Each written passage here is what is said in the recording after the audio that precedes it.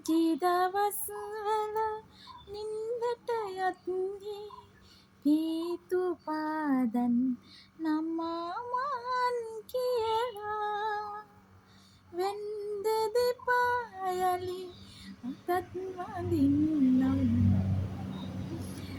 මංගල ගමනට යන්න නම් නෙවෙයි මං මේ සින්දුව කිව්වේ අපච්චිව මතක් වුණා. අපච්චි නැති වෙලා දැන් අවුරුදු 2යි. ගොඩක් දුකයි. මට යුතුයකම් කරගන්න බැරි වුණාදෝ කියලා හිතෙනවා. ඉතින් ඒ හන්ද මම මේ වලන ගත්තේ මේ ඉන්න ටිකේ පුංචි දෙයක්වත් මගේ හැර ගන්න නම් එපා.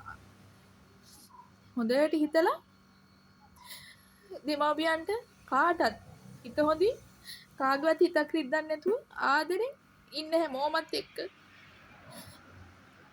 තේරුණාද? අපි කොයි වෙලේ අපිට යන්න වෙයිද කියලා දන්නේ නැහැ. මං අද වීඩියෝ එක කරාට හෙට කරන්න පුළුවන් වෙයිද කියලා දන්නේ නැහැ. ඒක ඉතින් උඩ ඉන්න කෙනා තමයි තීරණය කරන්නේ. ඒ හන්දා හැමෝත් එක්කම ආදරෙන් හොඳින් ඉන්න. පුංචි හිත රිදීමක්වත් කාටවත් කරන්න එපා.